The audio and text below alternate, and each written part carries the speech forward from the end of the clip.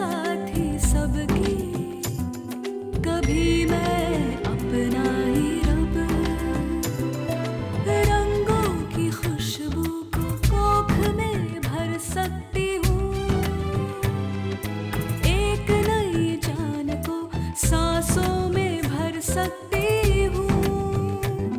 मैं ये भी, मैं वो भी, मैं कुछ भी कर सकती हूँ, मैं कुछ भी कर सकती हूँ, मैं कुछ भी कर सकती हूँ। डॉक्टरनी नेता बनने चली है। ये खबर तो हमको मंत्री साहब तक पहुंचानी ही होगी। कुर्सी के ऊपर भिनभिनाती मक्खी को ऐसा फूंक मारेंगे ना, ना रहेगी मक्खी और ना बनेगी नेतानी।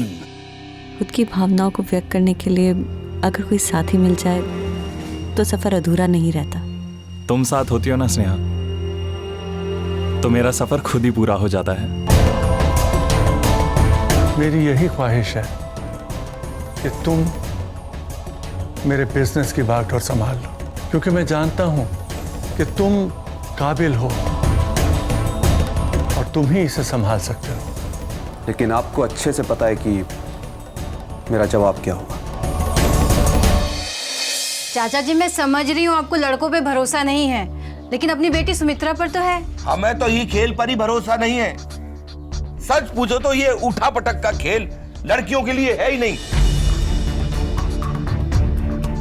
लड़कों का क्या है, उन्हें तमाशा देखने को मिलेगा, वो तो लोग देखेंगे ही तमाशा। ओ हाफ चड्डी पहन के लड़कियां खेलती हैं, वो अच्छा लगता है? बताओ मुझे। तुम अंदर जाओ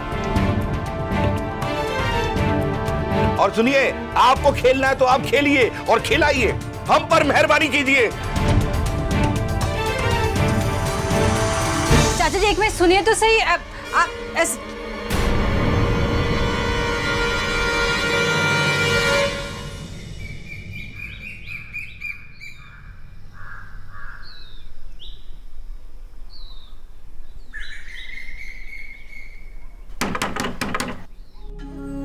चाची कहाँ है? चाची दरवाजा खोलना। नहीं, बरगलाने आई हो जानकी को? ये सब खेल कूद बंद करो और जाओ तुम यहाँ से। अरे चाची दरवाजा तो खोलो, एक मिनट बात तो कर लो। चाची, वो हमारे सबसे अच्छे गोलकीपर है, उसको हमारे साथ खेलने भेजिए ना। देखो, ये हमको तुम्हारा मामला एकदम टेढ़ा लग रहा है। अरे चील गीत की तरह बदमाश लोग घूमते रहते हैं मैदान पर। अरे उसके बीच में हम अपन लड़की को छोटी पतलू में नहीं भेज सकते हैं, समझी? अरे चाची सुनो तो सही। अरे कहा ना, जा यहाँ से तुम लोग। लगता नहीं आएंगे। चलो। दादाजी, सुना है कि आप बहुत अच्छा फुटबॉल खेलते थे। सुमी ने बताया हम लोगों को। अच्छा, अब हम क्या बताएं? पूरा प्रतापपुर जानता है। सुमी बिल्कुल आप पे ही गई है, बहुत जोश से खेलती है, भेजिए ना उसे मैदान में। मुझे भेजने से इनकार नहीं है बेटा, लेकिन वो हमारा बड़ा बेटा है ना, वो हमें डांटता रहता है। हमारे कहने से ही इसे उमी को खेलने भेजा। और जब पता चला कि लड़के लोग तंग कर रहे हैं तो वो मुझ पे बहुत बिगड़ा। नहीं बेटे, हम इसे नहीं भेजेंगे। अरे लागल चैत बैसाख रामा, बाबा के भवन में लागल चैत बैसाख रामा, बाबा के भवन में। याद है दीदी, तो बचपन में पूरब के मालिश करते हुए भी आप यही गाना गाती थी और स्नेहा कितना चिढ़ जाती थी। अरे हमारी आंख पर पट्टी न बंधी थी। हाँ, बेटा के प्यार में बिटिया को भूल ही रहे थे। हैं? कभी भी इतने प्यार से सीमा, स्नेहा, प्रीता के सिर में कभी तेल नहीं लगाए हैं। हाँ, इस बात का पछतावा जिंदगी भर रहेगा हमें। कोई बात नहीं दीदी, आज के दिन में स्नेहा और प्रीता आपको मुझसे ज़्यादा पसंद करती हैं, आपको ज़्यादा प्यार करती हैं। उन्हें तो लगने लगा है कि मुझसे ज़्यादा आप उन्हें समझती हैं। उल्टा नहीं हो गया दीदी? मैं पुरानी बुआ जैसी बन गई हूँ और आप मेरे जैसी। दीदी, आपको पता है कल सूरजगढ़ से डॉक्टर सुमित स्नेहा को लेकर आए थे, घर तक पहुंचा कर गए हैं। डॉक्टर सुमित हैं तो तसल्ली है, वरना ऐसे अकेली लड़की पीहड़ गांव में बिल्कुल सुरक्षित नहीं है। हमारी स्नेहा फूल कुमारी नहीं है, वो सब कुछ खुद ही संभाल लेती है। उसको बल्कि जरूरत है एक साथी की, हैं, जिससे वो अपने मन की बात कह सके, दुख सुख बांट सके।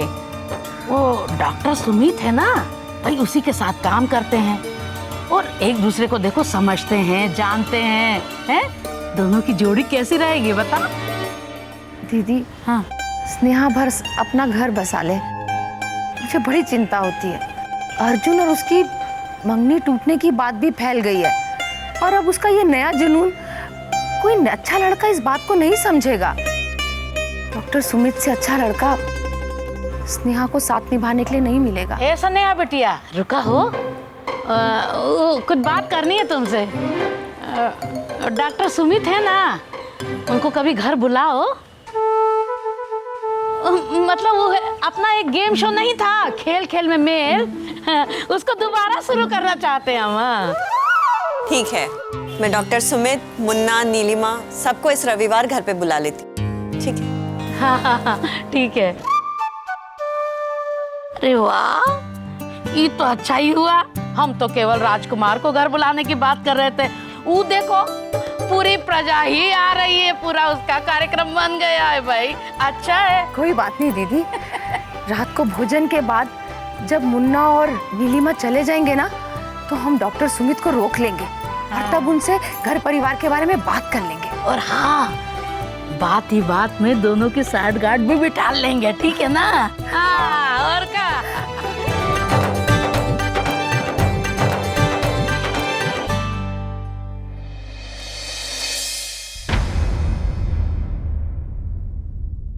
तुम्हारी बहाली को अभी 6 महीने भी नहीं हुए और तुमने सफलता के झंडे गाड़ने शुरू कर दिए। वाह, बधाई हो। सर, हम हमेशा से होनहार रहे हैं। अब सरकारी उठापटक के बारे में तो आप जानते ही हैं। जो पुलिस अफसर अच्छा हो, ईमानदार हो, कर दो उसका तबादला। तुम्हारी इस रिपोर्ट के मुताबिक बाबा पहलवान बहुत पुराने डॉक्टर हैं और उन पर जितने भी इल्जाम लगाए गए हैं सब बेबुनियाद हैं ना? सर, एक बार उनकी आप गोली लेकर तो देखें। ईमानदारी की खुशबू आती है उनकी गोलियों में। हाँ, अच्छा। सर, आप इन गांव वालों को तो जानते ही हैं, एक नंबर के जंगली जाहिर और किसी बात का सबूर नहीं। दवाई उनसे ही लेने जाएंगे पर खाएंगे नहीं, खुद ही कुछ उल्टा सीधा कर लेंगे। अब इसके जिम्मेदार तो वो खुद ही हुए ना सर। कितने सालों से है तुम्हारे ये बाबा पहलवान की क्लिनिक? तकरीबन 20 साल से। और इनके बाप दादाओं ने इस गांव के लिए बहुत काम किया है, पूरा जीवन लगा दिया है। अगर पैसा कौड़ी का लालच होता तो शहर जाके नोट छाप रहे होते। जन सेवा में पूरी जिंदगी लगा दी है इन्होंने। और मैं तो कहता हूं सर कि इनके परिवार को एक सम्मान मिलना चाहिए, ना कि हम इनके ऊपर उंगली उठाएं। मानवता में 4 महिलाओं ने केस दर्ज किए हैं और इन चारों का इलाज तुम्हारे बाबा पहलवान ने किया है। उनकी अपनी शिकायतें हैं। निर्मल, हर केस के 2 पहलू होते हैं। पहले पहलू में बाबा पहलवान का गुणगान और व्याख्यान तुमने कर दिया। अब दूसरे पहलू में इस मामले के सारे फैक्ट, सारे तथ्य, सारे सबूत हाजिर किए जाए। मैं निकाल लेता हूं सर। तो मैं चलूं सर? अरे नहीं, ऐसे कैसे? बिना हाथ मिलाए कैसे जाओगे? अरे भाई, तुम्हारे जैसे काबिल अफसर्स की जरूरत है पुलिस को। कितनी गहराई से केस में जाते हो, कितने सारे सबूत इकट्ठे करते हो। बहुत तरक्की करोगे निर्मल कुमार। सर, मेरा ईमानदारी का एक ही रास्ता है कि तरक्की के पीछे मत पड़ो। तरक्की को आना है तो अचानक आके गले लग जाए, और मैं उन लोगों में से नहीं हूं जो रास्ते में बैठ के तरक्की का इंतजार कर रहे हैं। वाह निर्मल कुमार, ऐसा लग रहा है कि तुम तो शायर हो। पिछले जन्म में पक्का तानसेन के दरबारी रहे हो गए। जाओ जाओ जाओ, पता करके आओ। ठीक है सर।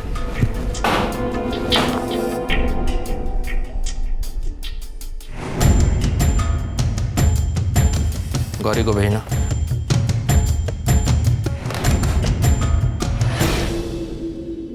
यस। बाबा पहलवान का केस है, अच्छे से तहकीकात करो। मुझे लगता है रायते में जीरा है, कहीं ना कुछ गड़बड़ है। तुम चाहो तो स्नेहा की मदद ले सकती हो, उसको इसके बारे में काफ़ी जानकारी है। ये केस हमारे लिए बहुत अहम है, अच्छे से। यस। एही सावन में झुलनी गढ़ाई दपिया, जिया बहलाई दपिया ना। एही सावन में झुलनी गढ़ाई दपिया, जिया बहलाई दपिया ना। एही सावन में झुलनी गढ़ाई दपिया, जिया बहलाई दपिया ना।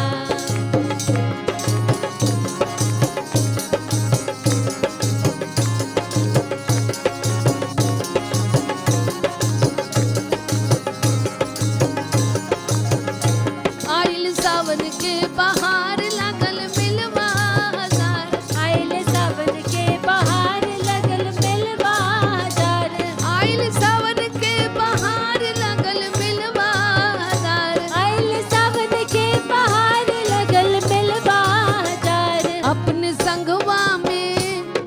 संगवा में मिलवा घुमाई दपिया, जिया बहलाई दपिया ना। अपने संगवा में मिलवा घुमाई दपिया, जिया बहलाई दपिया ना। एही सावन में झुलनी गढ़ाई दपिया, जिया बहलाई दपिया ना। एही सावन में झुलनी गढ़ाई दपिया, बहलाई दपिया ना। चंदन का पलना रेशम की डोरी, चंदन का पलना रेशम की डोरी। हमें रसे रसे हाँ, हमें रसे रसे हो, हमें रसे रसे झुलुआ झुलाई दपिया, जिया बहलाई दपिया ना। हमें रसे रसे झुलुआ झुलाई दपिया, जिया बहलाई दपिया ना।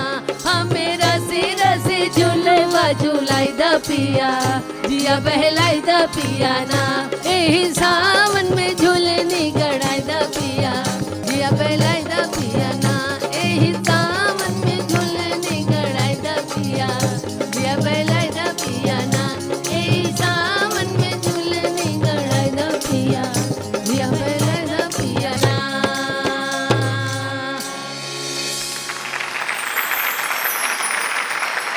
बस इसी हफ्ते तीज है, तो हमने सोचा आप सब लोग आ सको, आप सबको इकट्ठा करके और फिर तीज की तैयारी करेंगे और स्नेहा दीदी आपसे बातें करेंगी।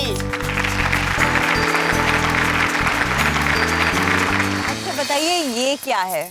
ये कांच की सुंदर हरी चूड़ियां हैं। हरा रंग किस चीज का प्रतीक होता है? मैं बताऊं दीदी, तीज पर सुहागिन हरी चूड़ियां सुहाग की लंबी उम्र के लिए पहनती हैं। बिल्कुल सही, हरा रंग स्वास्थ्य का प्रतीक होता है और इसीलिए आप सबको अपने स्वास्थ्य का ख्याल रखना बहुत जरूरी है, क्योंकि पूरे परिवार का ख्याल भी आप लोग ही रखती हैं, है ना?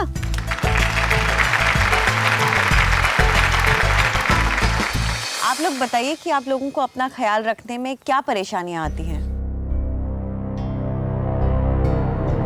अरे बेहिचक बोलो, यहाँ कोई तुम्हारी सास न थोड़ी है? और घर जाने की भी कोई जल्दी नहीं है। कह देना मेले में मेहंदी लगवा रही थी और चूड़ियां पहन रही थी, हैं?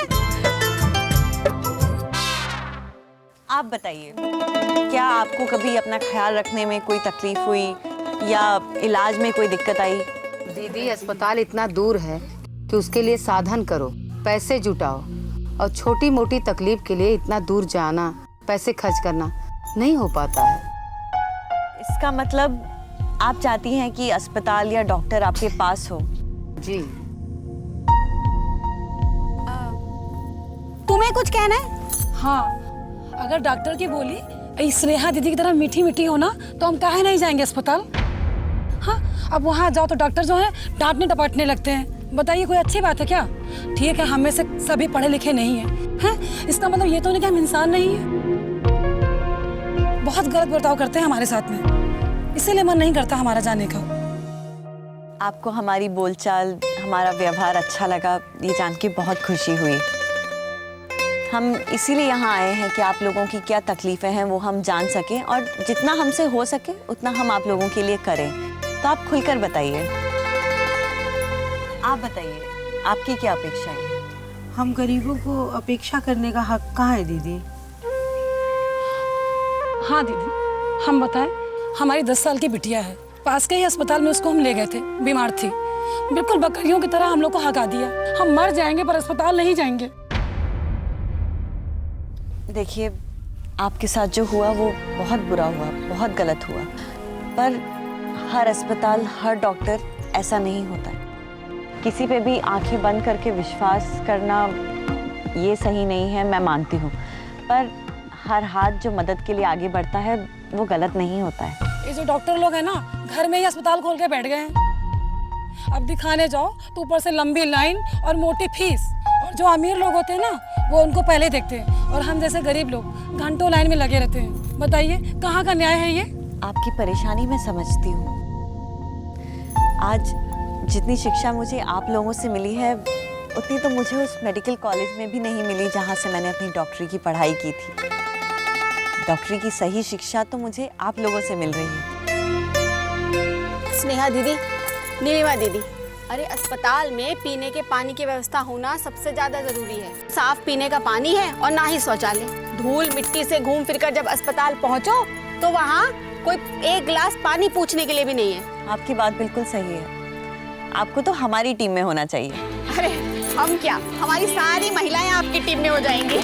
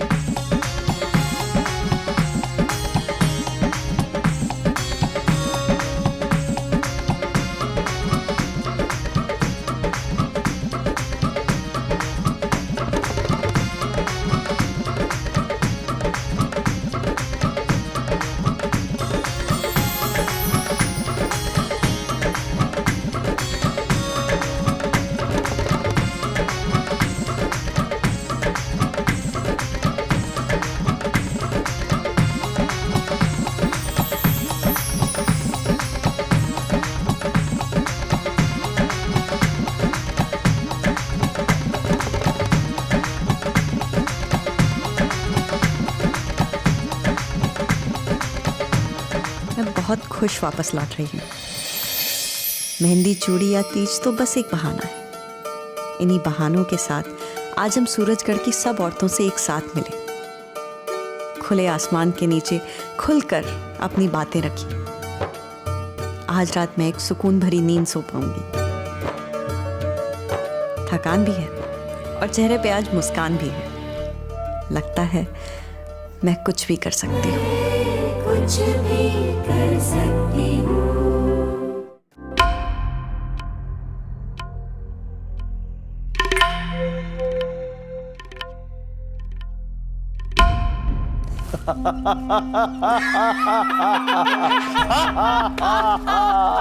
अरे सफेद मूछें बन गई है तुम्हारी। सफेद मूछ सफेद मूछ अकलमंदी की निशानी होती है बाबा। हाँ बेटा, हमारी एक ही गोली से तुम्हारी मोटी बुद्धि जो है वो पतली हो गई। क्या क्या क्या हो गया बाबा, आपको पता नहीं है क्या हो रहा है और क्या नहीं हो रहा। बाबा को सब दिखाई दे रहा है। बाबा का कोई बाल भी बाका कर देना तो मेरा नाम निर्मल कुमार की जगह निकम्मा कुमार करवा देना आप। वो डॉक्टरनी स्नेहा माथुर, अरे नेता बनके औरतों को उल्टी सीधी पट्टी पढ़ा रही है। अब आप तमाशा देखते रहिए बाबा, अब बहुत जल्दी उसका इस गांव में आना बंद हो जाएगा। मैंने ऐसी रिपोर्ट लगाई है कि एसपी साहब ने मुझसे हाथ मिलाया। अच्छा? अरे हाँ, मैंने आपकी इतनी तारीफ की है, ट्रक भर भर के तारीफ की है कि एसपी साहब का तो मुंह खुला रह गया। और वो मानवता हॉस्पिटल वालों ने कुछ नया बखेड़ा खड़ा किया तो? मानवता हॉस्पिटल वालों ने आपकी तरफ उंगली उठाई ना तो उस पर चाकू चलेगा।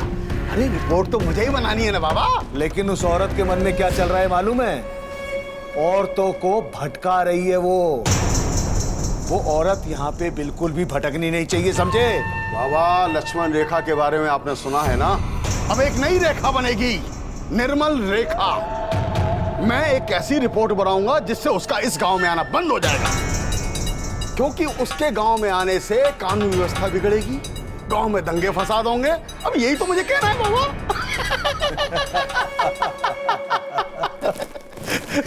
लस्सी पियो। एक मिनट। निर्मल रेखा। स्नेहा माथुर के लिए निर्मल रेखा।